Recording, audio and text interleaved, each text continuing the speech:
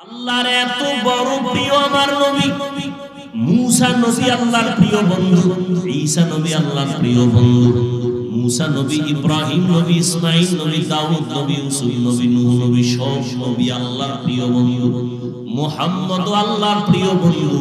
তবে ব্যবধান, আল্লাহ পাক মুহাব্বতের এক পর্যায়ে গিয়া নবীদেরকে এক একটা টাইটেল দিবেন। মুসাকে আল্লাহ টাইটেল দিলেন কালিমুল্লাহ, ইব্রাহিমকে দিলেন খলিলুল্লাহ, দাউদ নবীর খলিফাতুল্লাহ, আদমকে সফিউল্লাহ, ইসমাঈলকে জবিহুল্লাহ। যাকে যা দিছেন, কিন্তু হাবিবুল্লাহ কাউকে দেন নাই। হাবিবুল্লাহ রিজার্ভ রাখছেন রহমাতুল লিল আলামিনের জন্য। সব নবীরা রাসূল যারা সব আমার আল্লাহ পাকের আশিক, আর একমাত্র আল্লাহ হলেন রহমতের নবী মুহাম্মদের আশিক। সব নবী রাসূল কার আশিক? আরে কথা হয় না। আল্লাহ কার আশিক? নবীর আশিক। ঠিক তেমনি ভাবে সব সাহাবায়ে কেরাম আমার নবীজির আশিক, আর আমার নবী হলেন একমাত্র ওমরের আশিক। এবার বুঝেন ওমরের নাম কত। সেই ওমরের সাথে অনেকে রাগ কইরা 20 রাকাত তারাবি পড়ে। ওমরের সাথে রাগ করছে। ওমরের মানে না তো কারে মানো, কয় মুহাম্মদের মানে। অতি ভালো ভালো ভালো ভালো, আল্লাহ হেদায়েত দান করুন। আমার রাসূলের প্রিয় হযরত ওমর আমার আল্লাহর প্রিয় নবী, কোনো গুনাহ নাই। আল্লাহ কত বড় নবীর আশিক। সেই নবীকে আল্লাহ বলেন, ও নবী আপনিও তাকওয়া অর্জন করেন। ইয়া আইয়ুহান নাবিয়্যু তাকিল্লাহ ওয়া লা তুতি'ল কাফিরিনা ওয়াল মুনাফিকিন। ও নবী আপনি কাফের মুনাফিকের অনুসরণ করবেন না। আল্লাহর ভয় অন্তরে জমা করেন। আল্লাহ বলেন তাকওয়া অন্তরে জমা করো। এটা গর্ব থেকে নিয়ে আসো নাই, অন্যের থেকে অন্তরে ঢুকাইতে হবে। কার থেকে ঢুকাইবা? তাকওয়া অন্তরে ঢুকানোর ঠিকানা দুইটা, এক হলো রমজানের রোজা, আর একটা হলো খাঁটি আল্লাহর বান্দা যারা মুত্তাকি, তাদের কলব হলো তাকওয়ার গোলাম। রমজানের রোজার মাধ্যমে অন্তরে তাকওয়া অর্জন করো।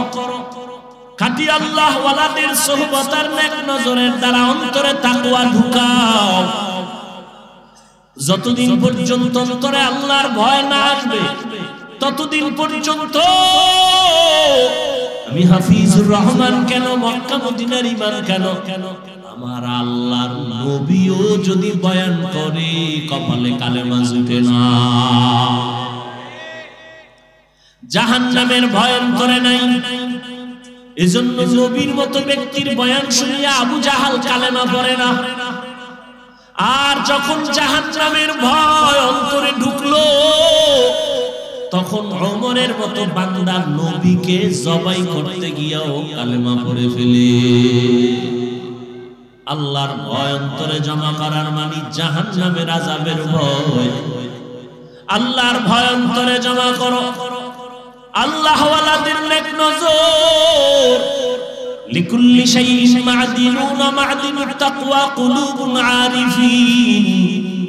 প্রত্যেকটা ভালো জিনিসের একটা গোডাউন আছে। তাকওয়া অর্জন করার গোডাউন হলো আল্লাহ ওয়ালা যারা ওলি আউলিয়া আহলুল্লাহ, উলামায়ে আহলে হক যারা, এদের অন্তর হলো তাকওয়ার গোডাউন। দ্বিতীয় কথা আল্লাহ বলেন, ওয়ালা তামুতুন্না ইল্লা ওয়া আনতুম মুসলিমুন। মুসলমান না হইয়া তোমরা কবরে আসবা না। কথাটা বেঈমানকে বললে হইতো এই বেঈমানেরা মুসলমান হইয়া মরবি, কিন্তু কথাটা বলছেন মুমিনেরে, ও মুমিনেরা মুসলমান হইয়া কবরে আসো। মুমিন তো মুসলমান, এখানে আমরা সবাই যেমন মুমিন তেমনই তো মুসলমান, কিন্তু আল্লাহ আলাদা করে কেন বললেন ও মুমিন মুসলমান হইয়া কবরে আসো? আসলে মুমিন হওয়া, মুসলমান হওয়াটা বড় কঠিন। আল্লাহ পাক রব্বুল আলামিন বলেন আমি চাই তোমাকে বিনা হিসাবে জান্নাত দিব, আর বিনা হিসাবে যদি জান্নাত পেতে হয় মুসলমান হইয়া কবরে আসতে হবে। মুসলমান কাকে বলে? বলে যেই ব্যক্তি বিনয়ের সাথে আল্লাহর আনুগত্য করে তাকে বলে মুসলিম। বহু বচন মুসলমান, আনুগত্য করার নাম হলো ইসলাম। বিনয়ের সাথে আনুগত্য করবে অর্থাৎ ওই বান্দার আমলনামায় কোনো গুনাহ থাকবে না, পবিত্র অন্তর যার থাকবে সে বিনা হিসাবে জান্নাতি। বলে পবিত্র অন্তর কেমনে তৈরি করবা? তো গুনাহ তো জীবনে হয়ে গেল, আর ছিলাম দুনিয়াতে বড় পবিত্র। আল্লাহর নবী বলেন সব সন্তানেরা পবিত্র আত্মা নিয়ে জমিনে আসে, এই সন্তান আস্তে আস্তে গুনার কারণে তার আত্মা অপবিত্র হয়। গুনার কারণে হাত না পাক, গুনার কারণে জবানটা না পাক, গুনার কারণে চোখ না পাক, গুনার কারণে আমার অন্তর না পাক। এই গুনার থেকে বাঁচিয়া বান্দা অন্তরকে পরিশুদ্ধ করো। সামনের জীবনে আরো গুনাহ হতে পারে, সেখান থেকেও বাঁচো। পেছনে যা হইয়াই গেল, এখান থেকে বাঁচার একমাত্র ব্যবস্থা হলো তওবা, ইস্তেগফার। ইস্তেগফার পড়লে আল্লাহর নবী বলেন তার আমলনামায় গুনাহ থাকতে পারে না। ইস্তেগফার ও তওবা করো, সামনের জীবনে যেন কোনো গুনাহ না হয়। সেই ক্ষেত্রে তোমার অন্তরে লাগবে আল্লাহর ভয়, তাকওয়া। তাকওয়া যদি অন্তরে জমা করতে পারো তাহলে তুমি গুনাহ থেকে বাঁচবা। তাকওয়া জমা করার জন্য লাগবে খাঁটি আল্লাহওয়ালাদের নেক নজর। বলে কতক্ষণ? বলে গুনাহ থেকে মুক্ত হতে পারবা না যতক্ষণ। এজন্য আল্লাহওয়ালাদের নেক নজর লাগলেই বান্দার পরিবর্তন শুরু হয়ে যায়, কারণ আল্লাহ তাদের স্পেশাল পাওয়ার দান করেন, যেই পাওয়ারটা সাধারণ মানুষকে আল্লাহ দান করেন না। এই জন্য উলামায়ে কেরামের সোহবতে, খাঁটি আল্লাহওয়ালাদের সোহবতে গিয়া দেখা যায় কত বেনামাজি নামাজি, কত বেপরদাওয়ালা পর্দা করে, জীবনে আল্লাহকে চিনত না, এখন আল্লাহকে চিনে। নামাজ পড়ে, আযানটা হলেই মসজিদে দৌড়ায় যায়। আল্লাহর কোরআন তেলাওয়াতের জন্য বান্দা পাগল, নিজেও তেলাওয়াত করে, সন্তানটাকেও তেলাওয়াত করার জন্য প্রচেষ্টা চালায়, নিজেও পর্দা করে, স্ত্রীকেও পর্দায় রাখার জন্য পাগল হয়ে যায়, একমাত্র উলামায়ে আহলে হকের সোহবতের কারণেই।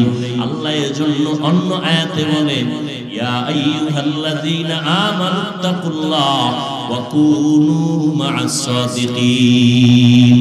আল্লাহকে ভয় করো, আল্লাহর প্রিয় বান্দা যারা তাদের বন্ধু হয়ে থাকো। এরে নবীর আশিক উম্মতের দল, ও যুবক আজকে তাকায়া দেখো তোমার মতো কত যুবক স্কুলে পড়ে, কলেজে পড়ে, চাকরি করে, ব্যবসা করে, 5 ওয়াক্ত নামাজ পড়ে আছে না? জীবনে মাদ্রাসায় পড়ে নাই, এরপরও নামাজ ছাড়ে না। বিষয়টা কি? কলেজে গিয়ে কি নামাজের প্রশিক্ষণ দিছে? কয় না। স্কুলে কি নামাজের ট্রেনিং হয়? কয় হয় না। তো নামাজ পড়ে কেন? বলে এর সাথে কোরআন ওয়ালার সম্পর্ক আছে, উলামায়ে আহলে হকের সম্পর্ক আছে, দাওয়াত ও তাবলীগের সম্পর্ক আছে। এই জন্য ছেলেটা কলেজে পড়িয়াও নামাজ ছাড়ে না, স্কুলে পড়িয়াও নামাজ ছাড়ে না।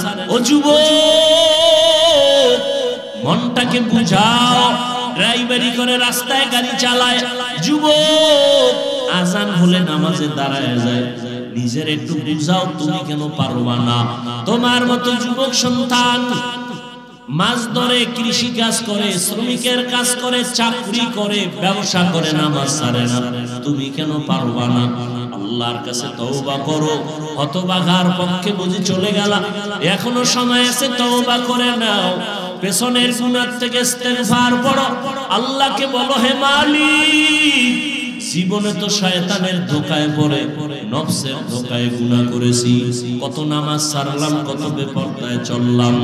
আজকে থেকে তৈরি হয়ে গেলাম, আর নামাজ ছাড়বো না, বেপরদায় চলবো না। মা বাবার দোয়া নিয়া, উলামায়ে কেরামের পরামর্শ নিয়া 5 ওয়াক্ত নামাজ পড়বো, আর কোনদিন দাড়ির মধ্যে অস্ত্র লাগাইব না। আল্লাহর কাছে বান্দা যদি খাঁটি ভাবে বলতে পারে তওবার নিয়তে, আল্লাহর নবী বলেন বান্দা হাজারো লাখো গুনাহ যদি করে আল্লাহ মুহূর্তে মাফ করে দিবেন। আল্লাহ পাকের দরবারে লাখো কোটি শুকর যে আল্লাহ পাক এই ফিতনার যুগে হাজারো লাখো মানুষের মধ্য থেকে বাছাই করে পৃথিবীর শ্রেষ্ঠ মজলিস, উলামায়ে আহলে হকের মজলিস, গুনাহ মাফের মজলিস, তওবা কবুলের মজলিস, এই বরকতি মজলিসে আমাদেরকে আসা বসার তৌফিক দান করেছেন। নেয়ামতের শুকর আদায়াতে মুহাব্বতের দিল থেকে জবান খুলে পড়ি আলহামদুলিল্লাহ। দরুদ ও সালাম সাইয়্যিদুল মুরসালিন রাহমাতুল লিল আলামিন শফিউল মুজনিবিন খাতামুন নবিয়্যিন সাইয়্যিদুস সাকালাইন ইমামুল মুরসালিন শফিউল আযম রাসূল আকরাম রহমত আলম নবিয়ুল আরব আল আযম حبيب كبرياء أشرف الأنبياء سيد الأنبياء شفيع المحشر ساقي كوثر آقاء نامدار مدينة كتاجدار آفتاب نبوة فخر موجودات سيد المخلوقات حضرت محمد رسول الله صلى الله عليه وآله وسلم সর্বোপরি শুকর যাদের অক্লান্ত পরিশ্রমের মাধ্যমে আজ এই সুন্দর আয়োজন, সময় পরামর্শ অর্থ দিয়ে দোয়া করে উপস্থিত হয়ে মাইক লাইট প্যান্ডেলের ব্যবস্থাপনার মাধ্যমে সহযোগিতার হাত যারা বাড়িয়েছেন, ঢাকার যুবক বৃদ্ধ ব্যবসায়ী শ্রমিক চাকরিজীবী বিভিন্ন শ্রেণী পেশার মানুষ, জনপ্রতিনিধি, প্রশাসন, উলামায়ে হযরত, আইম্মায়ে মাসাজিদ, মাদ্রাসা কর্তৃপক্ষ প্রত্যেককেই আল্লাহ পাকের খেদমতের বরকতে দুনিয়াতে শান্তি, পরকালে চিরমুক্তির ব্যবস্থা করে দিন। হযরত উলামায়ে কেরাম কোরআন সুন্নাহ ভিত্তিক দিক নির্দেশনামূলক আলোচনা রেখেছেন। বিশেষ করে বাংলাদেশে প্রথিত যশা হাজারো লাখ আলেম উস্তাদ, উস্তাজুল উলামা হযরত মাওলানা মুফতি দিলাওয়ার হোসেন দামাত বারাকাতুহুম, আল্লামা মুফতি আবু সাঈদ সাহেব দামাত বারাকাতুহুম, হযরতুল আল্লাম আব্দুল আউয়াল সাহেব দামাত বারাকাতুহুম সহ অনেক উলামায়ে কেরাম আলোচনা করেছেন। এবং আমার উস্তাদ মুহতারাম স্টেজে আছেন, যার দোয়া আর মহব্বতের টানে এখানে দাওয়াত নিয়েছি। সংক্ষিপ্ত কিছু কথা বলার জন্য হাজির হয়েছি। আমাদের মুরব্বী উলামায়ে কেরাম যে কথাগুলো বলেছেন, হয়তো অনেকে শুনেছেন, অনেকে শুনেন নাই। আল্লাহ পাক সবাইকে তাদের কথাগুলো সহিহ তরিকায় আমল করার তৌফিক দান করেন। উলামায়ে আহলে হক সহ সমস্ত উলামায়ে কেরামদের ইজ্জতকে আল্লাহ বেশি বেশি বাড়ায় দেন। ফেসবুকে লেখার দ্বারা, বিভিন্ন ষড়যন্ত্রের মাধ্যমে যারা আলেমদের ইজ্জতকে ছোট করার ষড়যন্ত্রে লিপ্ত, আল্লাহ ওদের হেদায়েত দান করুন। কোরআনে হাকিমের এক আয়াতে কারীমা সূরা আলে ইমরান থেকে তেলাওয়াত করেছি, নবীজির হাদিস থেকে একটি হাদিসের অংশ করেছি। আয়াত ও হাদিসের আলোকে ইখলাস ও রুহানিয়তের সমন্বয়ে সহিহ নিয়তে, সহিহ তরিকায় সহিহ কিছু কথা বলার মতো, শুনবার মতো আমাকে আপনাদের প্রত্যেককেই আল্লাহ পাক তৌফিক দান করেন। বড় বরকতের মজলিস, আমি বান্দার গ্যারান্টি না থাকলেও বহু আল্লাহ পাকের খাস বান্দা এখানে আছেন যাদের আমিন কবুল হওয়ার আশা করা যায়। প্রথমে দোয়া করি আল্লাহ মাহফিলের বরকতে গোটা এলাকা বরকতপূর্ণ করে দেন, মাদ্রাসা কবুল করে নেন, মাদ্রাসার স্থায়ী জায়গার প্রয়োজন আল্লাহ ব্যবস্থা করে দেন। ঘর করার জন্য অনেক অর্থের প্রয়োজন, ইট বালু সিমেন্ট রডের প্রয়োজন, আল্লাহ কুদরতের দ্বারা ব্যবস্থা করেন। আল্লাহ পাক জানেন কিভাবে করবেন। আল্লাহ আসমান থেকে নিচে এসে দিবেন না, আল্লাহ পাক কোন বান্দা বান্দির মাধ্যমে করবেন। আল্লাহ যাকে পছন্দ করেন, যার টাকা আল্লাহর কাছে মহব্বতের হবে, এরকম এক বান্দা হোক বান্দি হোক, আল্লাহ তার টাকা কুদরতের দ্বারা কোরআনের এই মাদ্রাসার দরওয়াজায় পৌঁছায় দেন। ওলামায়ে কেরাম কারো কাছে গিয়া সুয়াল করবে, দৌড়াবে, এটা শান না। ওলামায়ে কেরামের কাছে অন্য উম্মতরা আসবেন, এটাই শান। আল্লাহ পাক সে ব্যবস্থা করে দেন। আমি যে আয়াত পড়েছি, আল্লাহ পাক রব্বুল আলামিন বলেন, ইয়া আইয়ুহাল্লাযীনা আমানুত্তাকুল্লাহা হাক্কা তুকাতিহ, হে দুনিয়ার মুমিন, তোমরা আল্লাহকে ভয় করো তথা তাকওয়া অর্জন করো, হক আদায় করে বা ভয় করার মতো। ওয়ালা তামুতুন্না ইল্লা ওয়া আনতুম মুসলিমুন, এবং কেউ তোমরা মুসলমান না হওয়া পর্যন্ত মৃত্যুবরণ করিও না। নবীজি বলেন, আলা কুল্লুকুম রাঈন ওয়া কুল্লুকুম মাসউলুন আন রাইয়াতিহি, সাবধান হে উম্মত, তোমরা প্রত্যেকেই দায়িত্বশীল। আল্লাহর আদালতে দায়িত্বের কারণে জবাবদিহিতার কাঠগড়ায় প্রত্যেককেই হাজির হতে হবে। আল্লাহর রাসূল এখানে প্রত্যেকটা মানুষকে দায়িত্বশীল করে দিলেন। হাদিসটা রাসূল যখন সাহাবায়ে কেরামদের সামনে ব্যক্ত করলেন, সাহাবায়ে কেরাম প্রশ্ন করলেন, ইয়া রাসূলুল্লাহ, দায়িত্বশীল কে কাম্য, কি পরিমাণ? নবীজি বললেন, যার অধীনে যারা বসবাস করে, অধীনস্থদের যিনি গার্ডিয়ান, মালিক, কর্তা, তিনি দায়িত্বশীল। যেমন মা বাবা সন্তানের গার্ডিয়ান, সন্তান মা বাবার অধীন, অতএব মা বাবা সন্তানের দায়িত্বশীল। স্ত্রী স্বামীর অধীন, প্রত্যেক স্বামী স্ত্রীর দায়িত্বশীল। প্রত্যেক ছাত্র শিক্ষকের অধীন, শিক্ষক ছাত্রের দায়িত্বশীল। প্রত্যেক ইমাম, খতিব, মসজিদের মুসল্লিদের দায়িত্বশীল। একজন ওয়ার্ডের মেম্বার, কমিশনার, ওয়ার্ডের মানুষের দায়িত্বশীল। ইউনিয়নের চেয়ারম্যান, উপজেলা চেয়ারম্যান, ওই অঞ্চলের ভোটারদের দায়িত্বশীল। এমপি তার আসনের দায়িত্বশীল। সরকার গোটা দেশবাসীর দায়িত্বশীল। উলামায়ে আহলে হক গোটা উম্মতের দায়িত্বশীল। আল্লাহর নবী বলেন, দায়িত্বশীলরা রেডি হও, আল্লাহর কাছে দায়িত্বের কারণে জবাবদিহিতার কাঠগড়ায় দাঁড়াতে হবে। এখন মা বাবা সব সময় চিন্তা করতে হবে সন্তানের দায়িত্ব পালন করছেন কিনা। স্বামীকে চিন্তা করতে হবে স্ত্রীর দায়িত্ব পালন করছেন কিনা। কিয়ামতের দিন আল্লাহ পাক কড়ায় গণ্ডায় হিসাব নেবেন। হিসাব নিয়ে এরপরে আল্লাহ ফয়সালা দিবেন। আল্লাহ চাইলে সব পারেন, তারপরও সাক্ষী পেশ করবেন সত্য আর মিথ্যার পক্ষে বিপক্ষে। একটা বিচারের ফয়সালা আল্লাহ সাক্ষী ছাড়া দিবেন না। সাক্ষীও একটা হবে না। জমিনকে আল্লাহ সাক্ষী বানাবেন, অঙ্গ প্রত্যঙ্গকে আল্লাহ সাক্ষী বানাবেন, আমল নামাকে সাক্ষী বানাবেন, ফেরেশতাকে সাক্ষী বানাবেন। এগুলোর সাক্ষী নিয়া এরপরে আল্লাহ বিচারের ফয়সালা দিবেন। অতএব দায়িত্ব পালন করার দরকার। কতটুকু দায়িত্ব পালন করতে পেরেছি? সন্তান হযরত ওমর ফারুক রাদিয়াল্লাহু তাআলা আনহুর দরবারে বাবার বিরুদ্ধে বিচার দিলেন। বাবা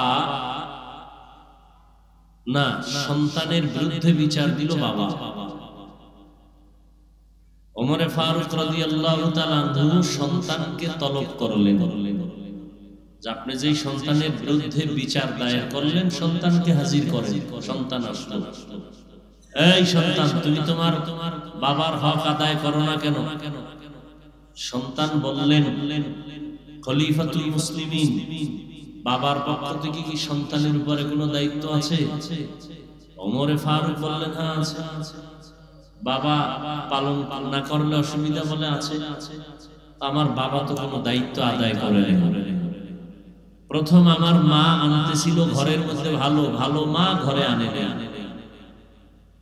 দ্বিতীয় আমাকে দুনিয়াতে আল্লাহ পাঠিয়েছেন, প্রথম কি হক ছিল বলে একটা সুন্দর নাম রাখবে, বলে না আমার নাম সুন্দর রাখে নাই, জউল নাম রাখছে। আমরা বলি জুয়েল, সন্তানের নাম কোয়েল, দোয়েল, হাসি, বৃষ্টি, সবুজ, গম্বুজ, সন্তানের নাম যেগুলো মুখে নিতে লজ্জা লাগে।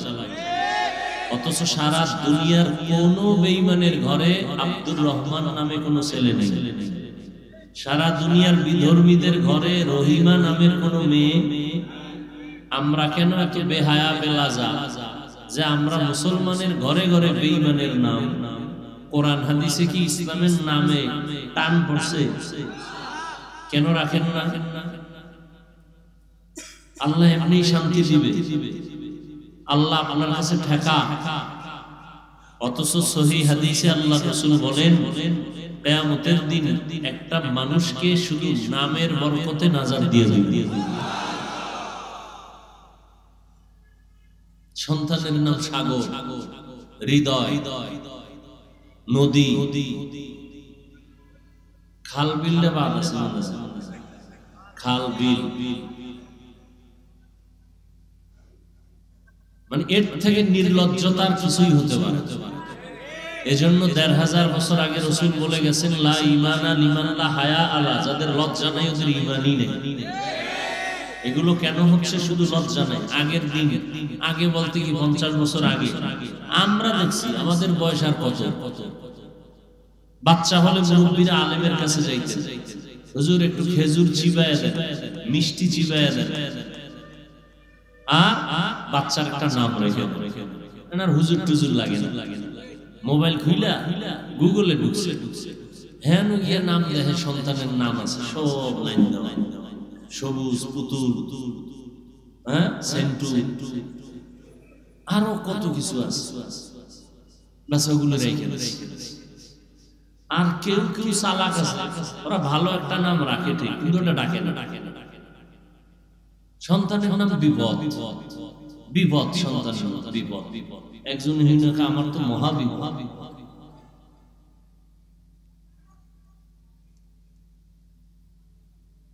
এরপরও বাংলাদেশে কিছুটা এই ওয়াজ মাহফিল থাকাতে আছে, এখন এই ওয়াজ মাহফিলও বন্ধ করার জন্য ষড়যন্ত্র চলতেছে। কোরআনের আওয়াজের সাউন্ড কমাও, বহু বন্ধু আছে, গানের সাউন্ড কমাও, একজন বন্ধু হইল।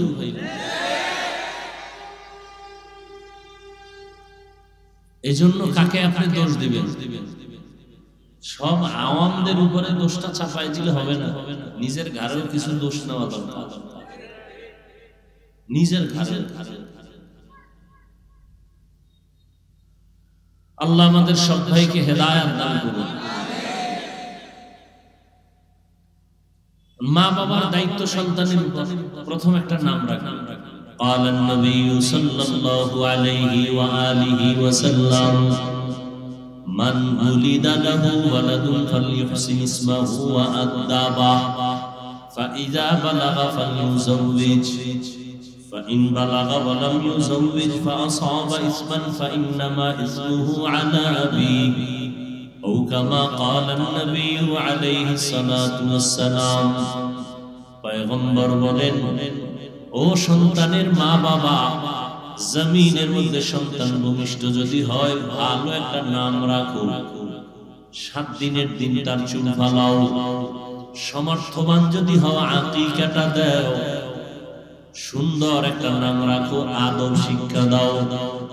দুনিয়াতে আদবের শিক্ষা শ্রেষ্ঠ শিক্ষক রাহমাতুল লিল আলামিন।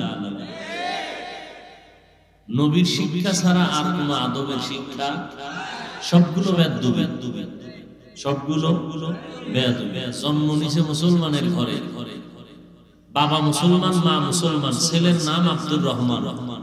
শিক্ষকের সাথে বেয়াদবি করে কেন? বলে মুসলমানের ঘরে জন্ম নিছে ঠিক, কিন্তু শিক্ষাটা মুসলমানি কায়দায় পায় না।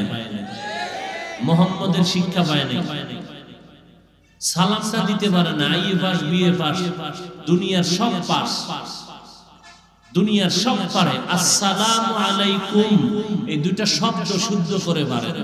আর এক কুলাঙ্গারের বাচ্চা কোন জায়গায় বইয়া বলতেছে শুদ্ধ করে সালাম দিলে জঙ্গির গন্ধ পাওয়া যায়। আসসালামু আলাইকুম এই দুইটা শব্দ শিখতে কি মাদ্রাসায় যাওয়া লাগে? হ্যাঁ, অথচ বিএ পাস এই শব্দ দুইটা পারে না, সালাম দেয় আসসালামু আলাইকুম, তার মানে তোর উপরে খোদার গজব, হে ঘুরায় খাও আলাইকুম, তোর উপরে আগে ঘুরো। নির্লজ্জ মুসলমান সালামটা পর্যন্ত শিখে নাই, সালাম দেয় মানে তোর উপরে গজব, আসসালামু আলাইকুম মানে তোর উপরে আল্লাহর গজব। অথচ সালাম শান্তি, আসসালামু আলাইকুম বাস এতটুকু শব্দ শুদ্ধ করে পারে না, দুনিয়ার সব আকাম পারে। আল্লাহ হেদায়েত দান করুন। আপনারা চিল্লেন, চিল্লেনের কিছু আছে ভালো, এত গজব গেল দেশটা, এরপরও ভালো হইলেন। আপনারা এই আবেগ টাবেগ দিয়ে আমি হুজুর গো বহুত বিপদে ফেলাইছে, আর কত ফেলানো, বহুত তাল দিছেন হুজুর গো, ইমামরে দিয়া নাই, আমনে নাই, ইমামের তাল দিছেন, আজকে সাইজ করে লাইবেন এই সাইড, হুজুর তো বুঝে লাইছে যে করতে পারলে মনে হয় সম্মান বাড়বে, এমন করা করছে সব গেছে গে, হে নাই। এখন একদলকার সূর্য ডুবার আগে যেন আপনি বাড়িতে ঘুরে আইয়েন, বাস গেছে ইমাম সাহেব। এই সমস্ত আবেগ বন্ধ করেন, এটা ওয়াজের প্যান্ডেল। আওয়ামী লীগ নাই, বিএনপি নাই, রাজনৈতিক দলের লোক আসছে না। এই আপনাদের চাষারা কোন রোডের পাশে আওয়ামী লীগ ওয়ালারা যদি জনসভা দেয়, বিএনপি যাবে? এই সত্য কথা বলবো, বিএনপি ওয়ালারা জনসভা দিলে আওয়ামী লীগ যাবে? এখানে সব আসছে কেন একসাথে? বুঝেন কিছু, আবেগ দেখান না। হুজুর ইমান মাফেন বয়ে বয়ে, কিছু হুজুর আছে আপনাকে আবেগে লাফে। আওয়ামী লীগের লোক আসবে কেন? বিএনপির লোক আসবে কেন? এটা কোরআনের মাহফিল, এখানে আমল আখলাকের কথা হবে, এখানে রাজনীতির লোক আসছে কেন? কয়টি সব গাট্টি বেন্দারা পর্দার বাইরে ফেলায়, এখানে আসছে আল্লাহর মহব্বতের রাসূলের মহব্বত। কি মসজিদে তাবলীগওয়ালারা ডাকে, সরমনেওয়ালারা যাবে? কথা বলেন না। সরমনেওয়ালারা যদি এখানে জিকির হবে, তাবলীগওয়ালারা বসবে? বসে না, স্বাভাবিক। সোজা কথাটা স্বীকার করেন না কেন? এখানে সবাই আসে, তাবলীগের লোক নাই, সরমনের লোক নাই, উজানির লোক নাই, গাঞ্জাখোরও, বেনামাজিও, বেপরদাওয়ালা, পিছনে আমারে কাফের বলে সেও আছে। বুঝতে হবে এটা রাজনীতির মঞ্চ না, এই জন্য এটা রাজনীতির মঞ্চ, রাজনীতির বক্তা, এই রাজনীতির মঞ্চ না, এই জন্য। আমি যদি রাজনীতি করতে মনে চায় প্রচলিত, তাহলে রাজনীতির আলাদা মঞ্চ আছে না? কি নাস্তিকদের মঞ্চ আছে, নাস্তিকদের বিরুদ্ধে জ্বালাময়ী ভাষণ দেওয়ার হুজুরগো মঞ্চ আছে না? কথা বলেন না কেন? রাজনীতি করতে চাইলে হুজুরগো মঞ্চে যাও। খেলাফত আন্দোলন, খেলাফত মজলিস, ইসলামী আন্দোলন, জামাআত, অভাব নেই, ওখানে গিয়ে চিৎকার দাও। সরকার 12 ঘন্টার মধ্যে লাল বাতি জ্বালায়।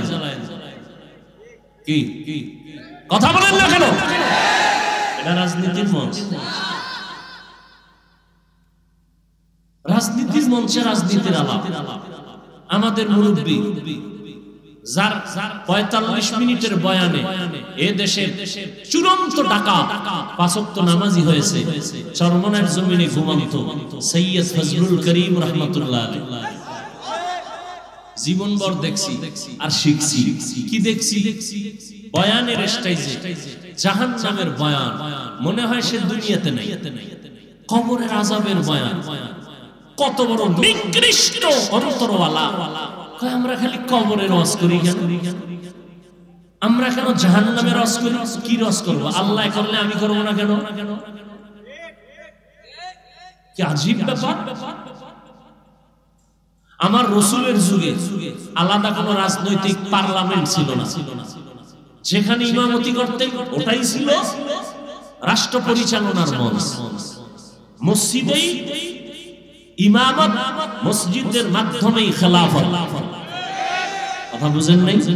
আর এখন মঞ্চ আলাদা হয়ে গেছে না।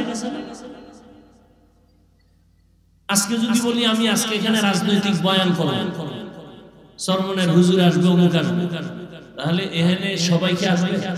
বলেন, সত্য কথাটা বলেন, আসবে? সহজ কথাটা কেন বুঝেন না?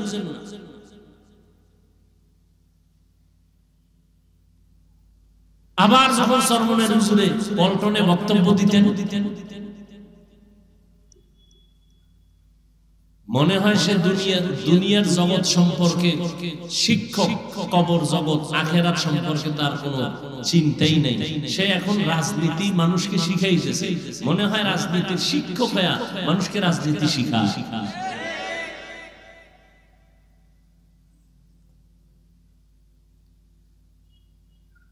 থানায় আসামি ধরে নিয়ে পুলিশে পিটাচ্ছে, কোনো কাম দেয় না, হুদা চিৎকার দেয়, চোখে পানি নেই। আর ওয়াজের প্যান্ডেলে একজন আল্লাহওয়ালা বয়ান করতেছেন, 200 হাত দূরে বসে একটা যুবক চিৎকার করতেছে, কাঁদতেছে, ওরে মারলো কে?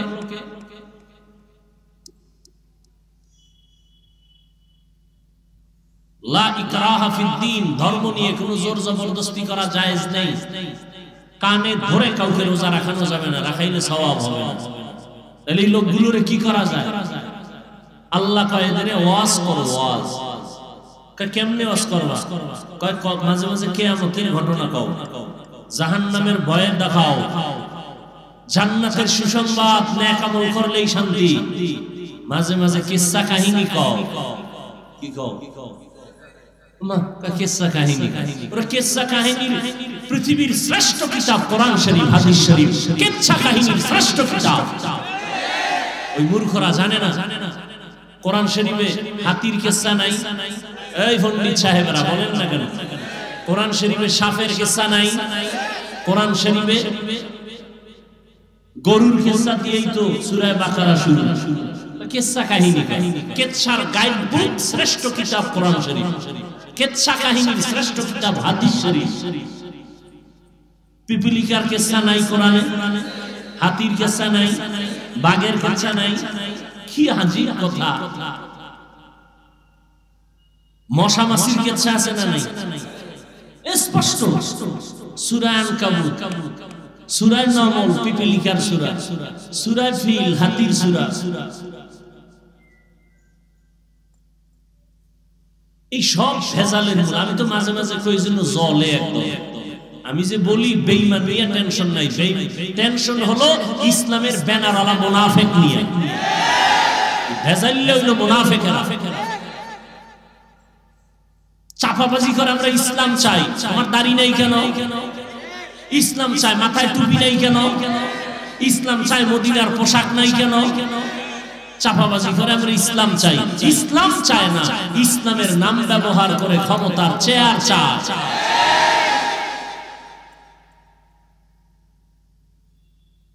আল্লাহ হেদায়েত দান করুন।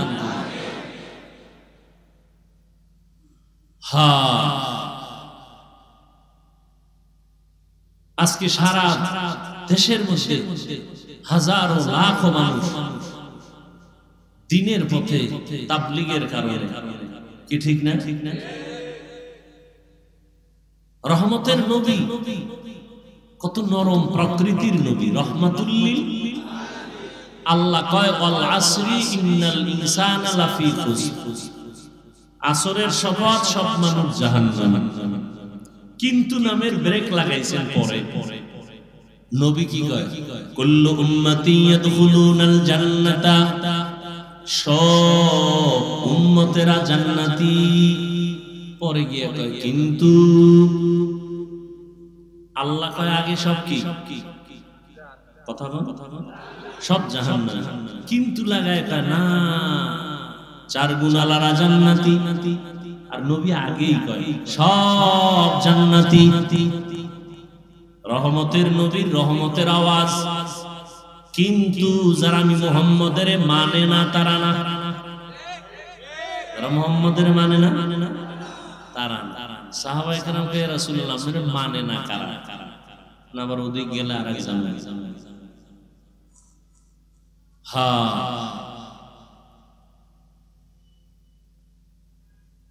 আল্লাহ আমাদের হেদায়েত দান করুন।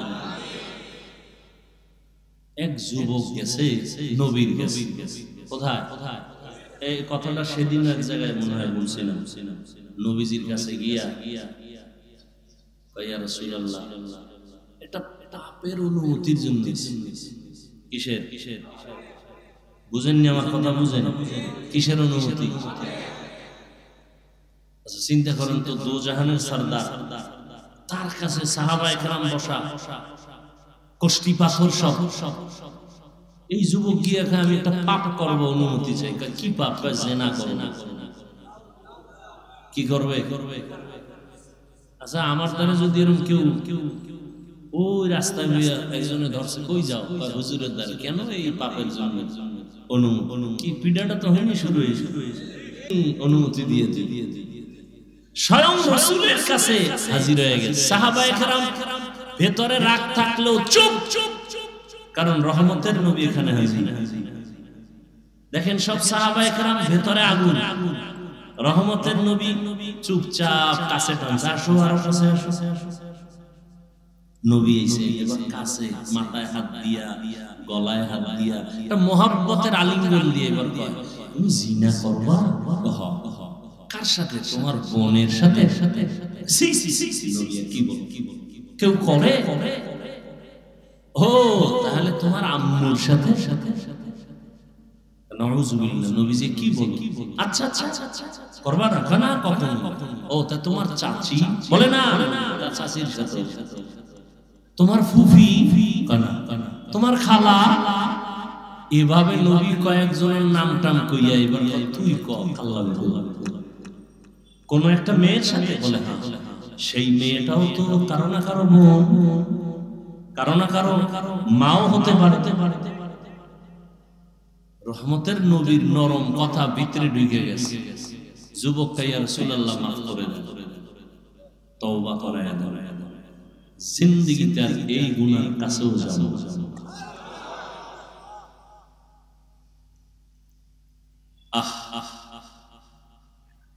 فبما رحمة من الله لنت لهم ولو كنت فظا غليظ القلب لانفضوا من حولك।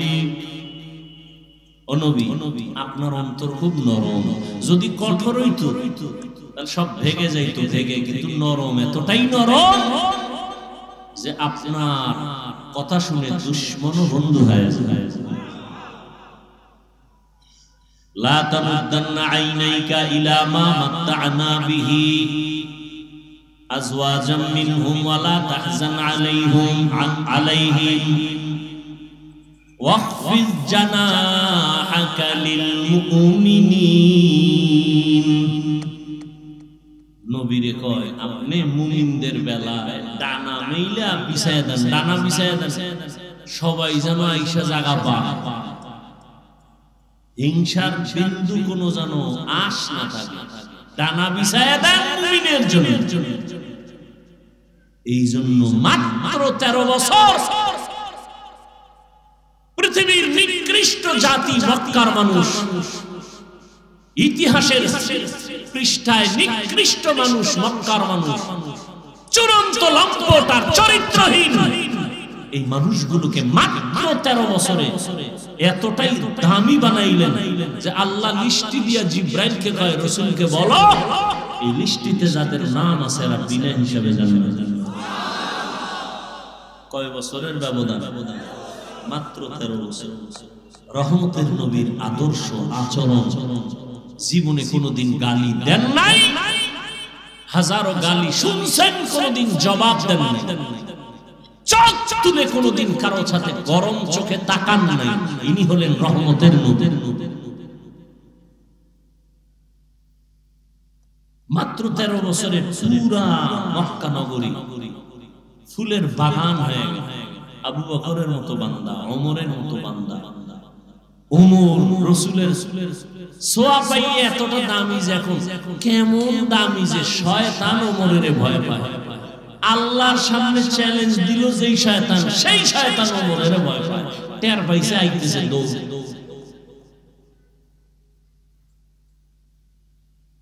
নবী কি কয়? শয়তান আমারও ধোঁকা দেয় না, আমার দ্বারা আমি কালেমা পড়ায় ফেলাইছি।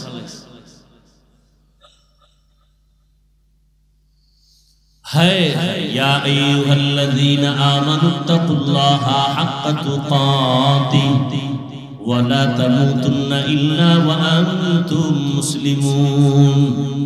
আমি মাঝে মাঝে মিডিয়া এক সময় পুরো বন্ধ করে দিয়েছি, আবার এই এক সপ্তাহ ধরে ভাবতেছি আবার সব বন্ধ করে দেব কিনা, চিন্তায় আছি, বড় টেনশনে আছি। আমার এটি দরকার না, ওরা যদি একটু কইরা উম্মতের ফায়দা হয়তো করবে, তো ওদের করতে গিয়ে যদি আলেমদের বদনাম হয় তাহলে এই সুযোগটা আমরা হুঁশ থাকতে দিতে পারি না।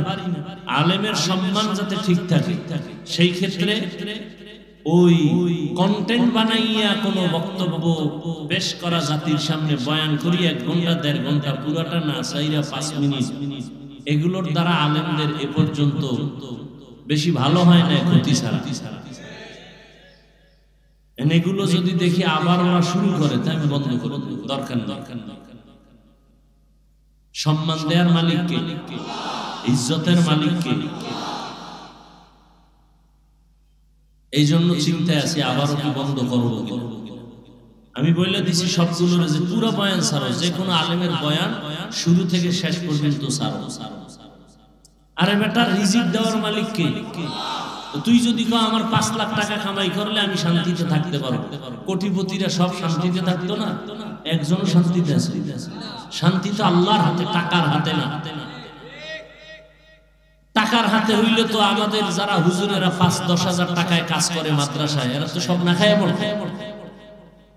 মূল শান্তি তো আল্লাহর কাছে। আল্লাহ শান্তি দিলে 5 টাকায়ও দিতে পারে, আর শান্তি না থাকলে কোটি টাকায়ও থাকে না। এই জিনিসটা অন্তরে ঢুকাও। বয়ান শোনো না, বয়ে বয়ে আলেমদের বয়ান শোনো, নিজেও বয়ান শোনো, তওবা করো।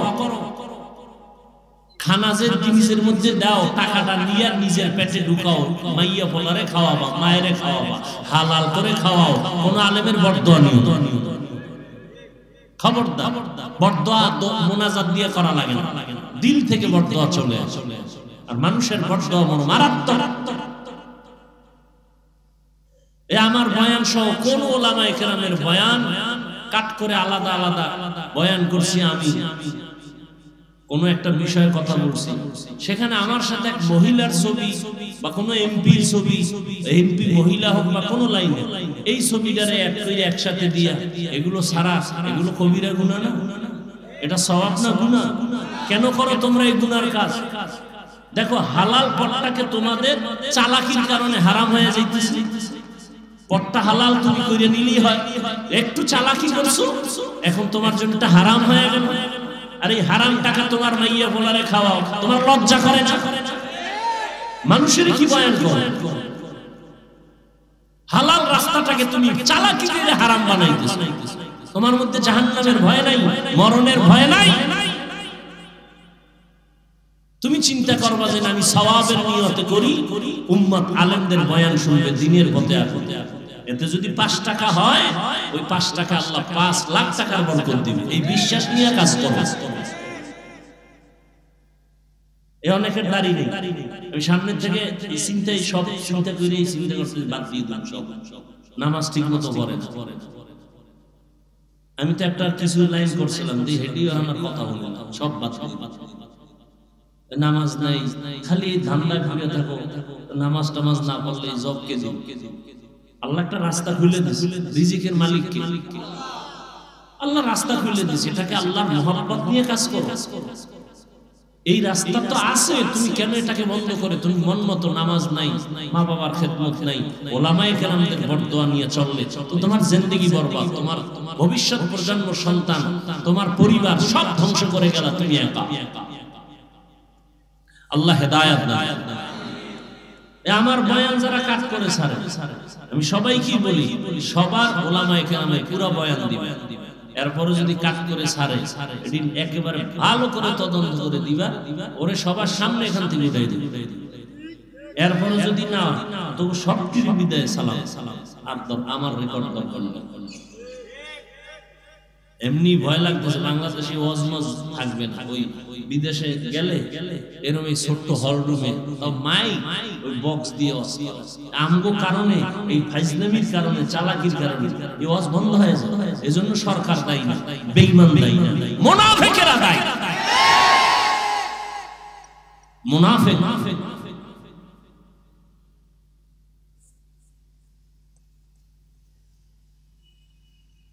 করোনা গেছে ওয়াজ বন্ধ হয়েছে, ওয়াজ করি নাই, আর ওলামায়ে কেরাম করে নাই, কাকে দোষ দিই? আমি এনে ওয়াজ করব, মানুষ দিনের কথা শুনতে, আমি উঠাই উল্টা পাল্টা শুনবো, কোন নায়িকা কি করছে, কোন নায়ক কি করছে, এটা এখানে বলার জিনিস। মানুষের কাছে মোবাইল আছে, কি হইতেছে না হইতেছে মানুষ দেখতেছে। আমি বক্তা, মানুষ আসছে একটা ভক্তি নিয়ে। সেদিন এক জায়গায় গেছি, হুজুর অমুক বক্তা দাওয়াত দিয়ে আমাকে এলাকায় নিষেধ, ওর বয়ান তো খারাপ কয় না, পাবলিক তো বড় কঠিন। কি হইছে? কয় স্টেজে ওঠার আগে গেছে বাথরুমে, ও ওযু না করে ওয়াজ শুরু করছে। যারা একটু মোটামুটি নামাজ এরা কইছে জীবনে আর ওয়াজ না। সাধারণ মানুষ কতটা ভক্তি করে আলেম, পজিটিভ নেন নেগেটিভ নেন, সাধারণ মানুষ আমাদের কতটা মহব্বত, এই মহব্বতটা টাকা দিয়ে হয়, আল্লাহ অন্তরে ঢুকাই দিয়েছে কোরআনের বরকত। উঠা নাইকে কি করছে, অমুকে কি করছে। আমার এখানে প্রত্যেক মাসের দ্বিতীয় শুক্রবার ইসলাহি ইজতেমা হয়, ওলামাদের জন্য আলাদা একটু সময় দেই। এই বিষয়গুলো বলি, বয়ানকে আরো সংযোজন করা দরকার, সংযত হওয়া দরকার, মার্জিত ভাষায়। এখন আর কোনো গোয়েন্দা টোয়েন্দা লাগে না। সেদিন গেছি এক জায়গায় ওয়াজ করতেই দেবে না আমার ভিন্ন পার্টি, যারা আমাকে কাফের কইলে খুব খুশি, হেন হেন। পরে কইলাম ভাই কাফের টাফের বলা ভালো, কিছুদিনের মধ্যে আমাদের সব আলেম এক স্টেজে চলে আসবে ইনশাআল্লাহ। আপনারা সাধারণ মানুষ কিলাকিলি করে লাভ, ওলামাদের মধ্যে দূরত্ব কিন্তু কমতেছে, খেয়াল করছেন কেউ? কোনো খুশি নেই, ওলামায়ে কেরামদের মাঝে দূরত্ব কমতেছে আগে থেকে।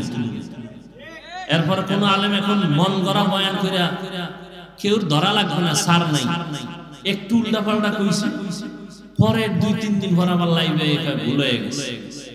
যুগটা কেমন যুগ দেখছেন না? এখন আর কেউ ধরার দরকার নাই, নিজেই ধরা। অতএব সবাই এক হওয়ার চেষ্টা করেন। আজকে বাংলাদেশে মসজিদ বেশি না কম? মাদ্রাসা, তাবলীগ, আলেম ওলামা, ছাত্র, পীর মুরিদি বেশি, হাতে গোনা মাত্র কয়েকটা নাস্তিক। এরপর আমরা দুর্বল কেন? বিষয় কি? একমাত্র কারণ আমাদের ভেতরে একতাবদ্ধতা নাই। সাববেজির লড়াই চলে আমাদের অন্তরের ভেতরে। আল্লাহ লড়াইয়ের থেকে, হিংস্র আক্রমণ থেকে আল্লাহ আমাকে হেফাজত করেন, গোটা উলামায়ে কেরামদেরকে হেফাজত করেন। এক মঞ্চে, এক মনে, এক ধ্যানে, ইখলাসের সাথে দ্বীনের কাজ করার সবাইকে তৌফিক আল্লাহ দান করেন। ফেসবুক লে সারা দিন, আরে আলেম আলেমের কিছু বলবে সেটা ভিন্ন কথা। তুমি ক্লাস 8 পড়ো, না হয় মাদ্রাসায় তুমি কাফিয়া পড়ো, না হয় শারহে বেকায়া পড়ো। তোমার এই রকম দুঃসাহস কেমনে হলো যার একজন আলেমের বিরুদ্ধে ফেসবুকে লেখো? মা বাবা অভিশপ্ত সন্তান ছাড়া আলেমের বিরুদ্ধে ফেসবুকে লিখতে পারে না। মা বাবার অভিশপ্ত সন্তান, ওর উপরে মা বাবার বরদোয়া, মা বাবার অভিশাপ।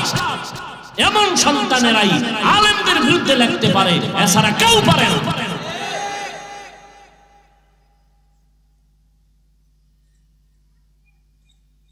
আল্লাহ হেদায়েত দান করুন, আল্লাহ আমাকে হেদায়েত দান করুন, আপনাদেরকেও হেদায়েত দান করুন।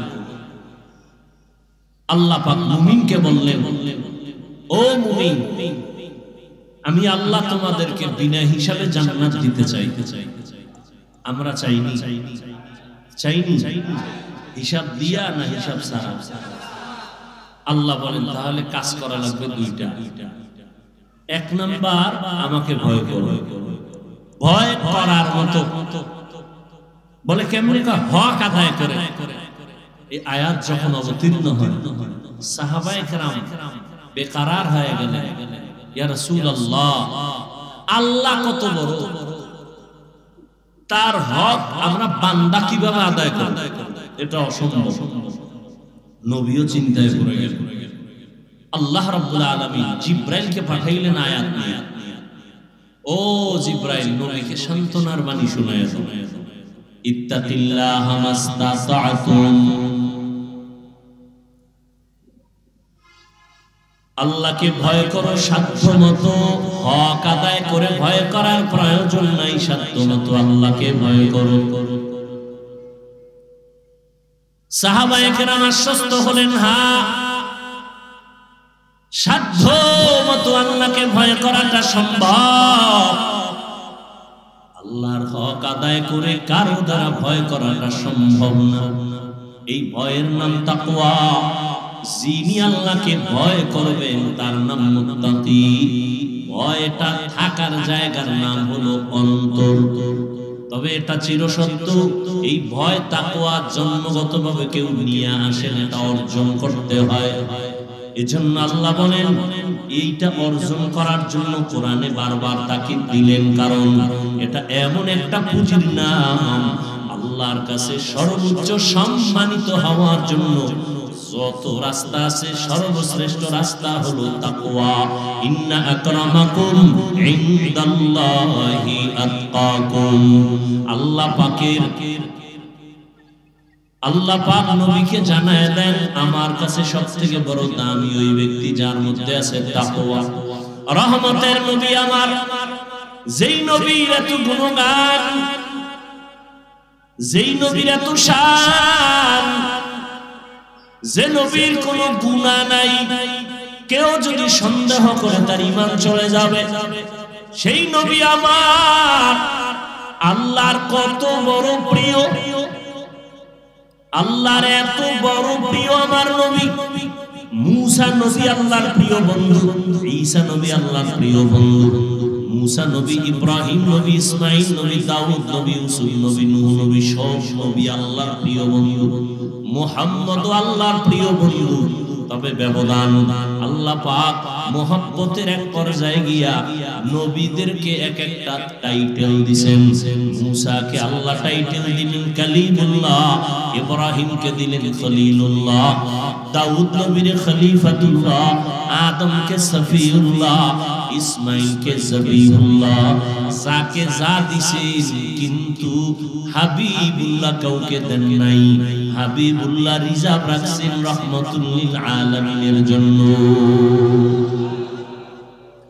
সব নবীরা রাসূল যারা সব আমার আল্লাহ পাকের আশিক, আর একমাত্র আল্লাহ হলেন রহমতের নবী মুহাম্মদের আশিক। সব নবী রাসূল কার আশিক? আরে কথা হয় না।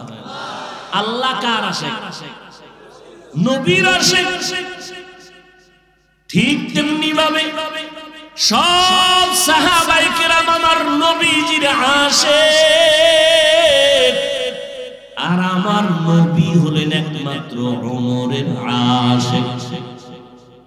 এবার বুঝেন ওমরের নাম কত।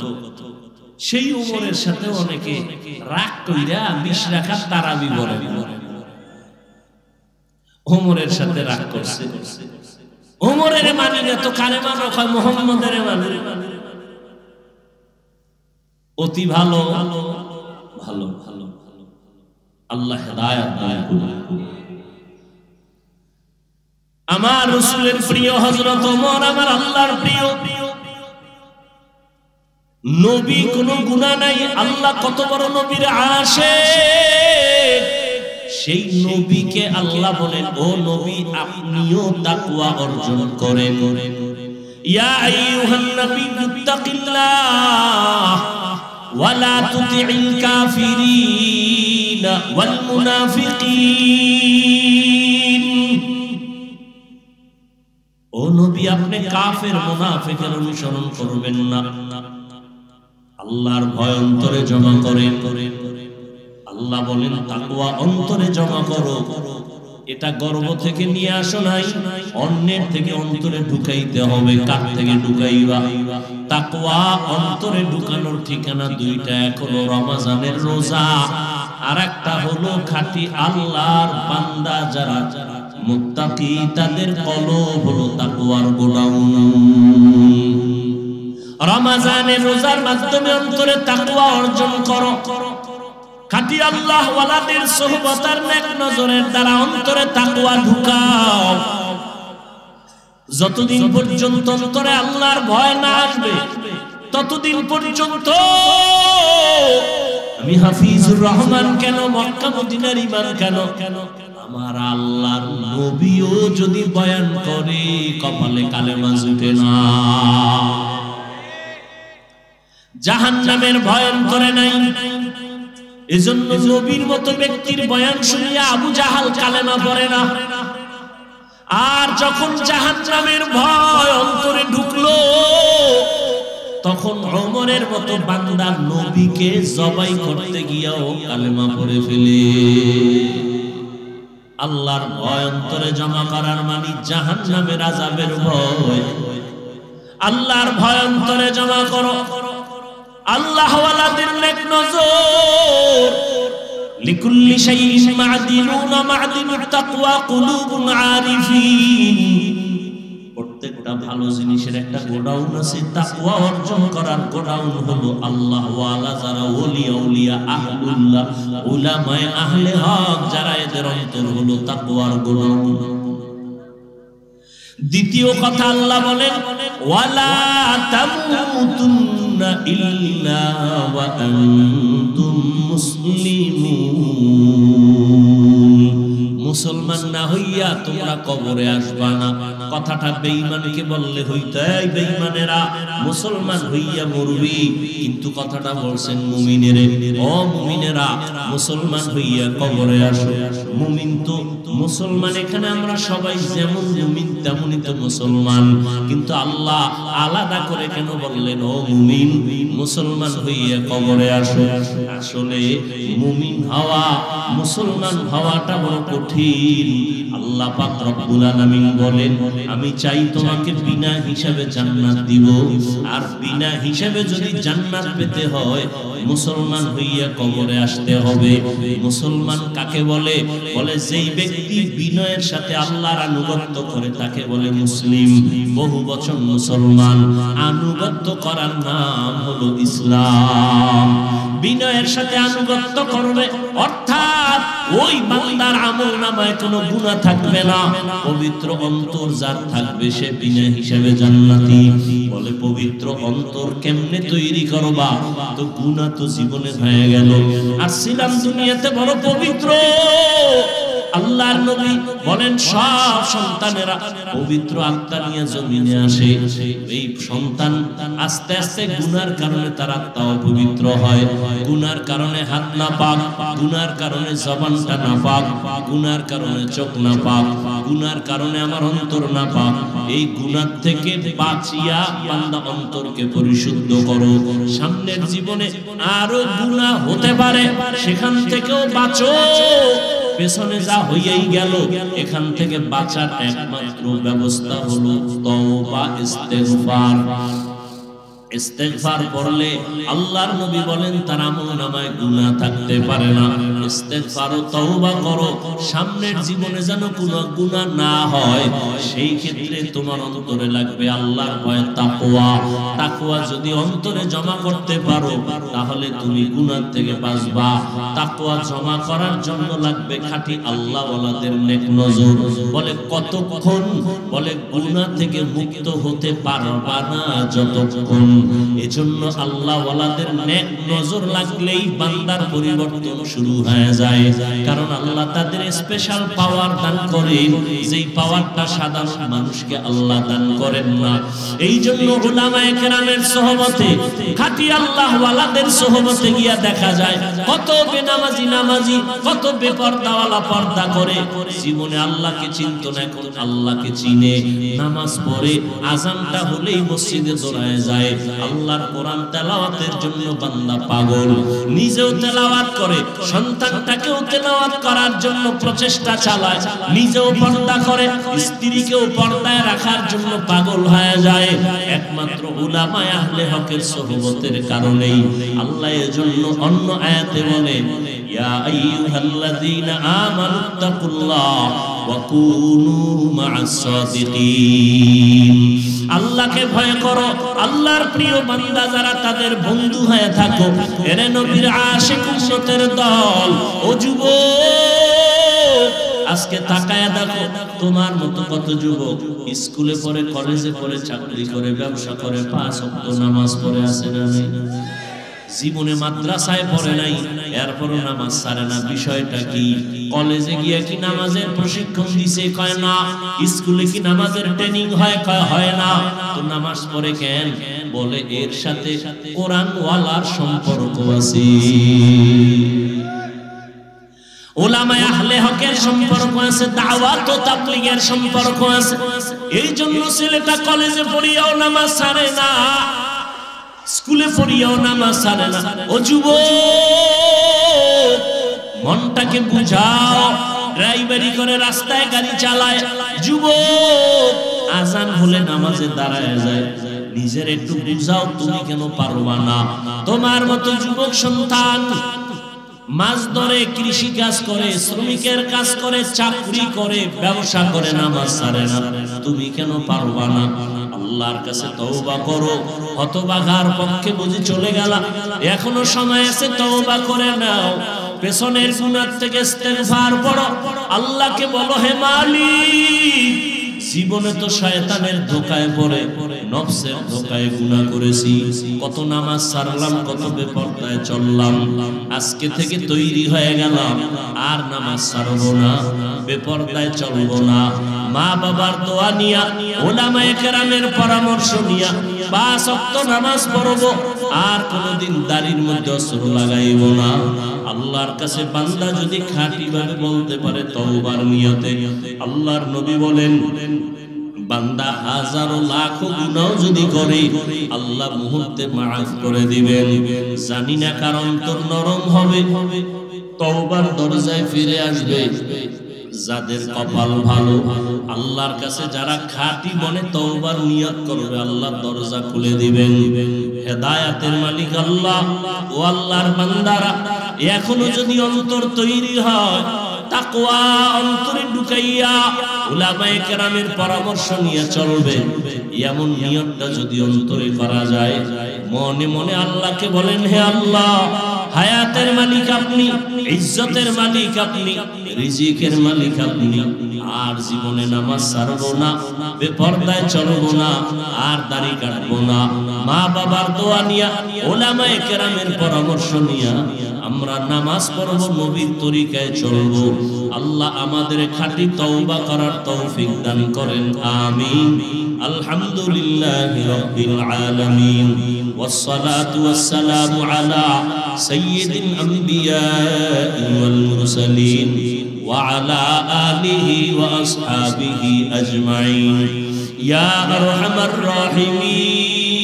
الراحمين يا أرحم الراحمين يا أرحم الراحمين رب ارحمهما كما ربياني صغيرا اللهم إنك عفو كريم تحب العفو فاعف عنا اللهم إنا نسألك رضاك والجنة ونعوذ بك من سخطك والنار اللهم إنا نعوذ بك من البرص والجنون والجذام وسيء الأسقام ربنا ظلمنا أنفسنا وإن لم تغفر لنا وترحمنا لنكونن من الخاسرين রব্বানা আতিনা ফিদ দুনিয়া হাসানাহ ওয়া ফিল আখিরাতি হাসানাহ ওয়া কিনা আযাবান নার।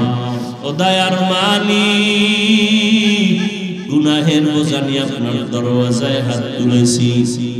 আমার কলিজার কত যুবকেরা, ছাত্র ভাইরা, পর্দার আড়ালের মা বোনেরা, কত ব্যবসায়ী চাকরিজীবীরা, কত উলামায়ে কেরাম, মুরব্বি হাজী সাহেব, আপনার দরওয়াজায় গুনার বোঝা নিয়ে হাজির হয়ে গেলাম।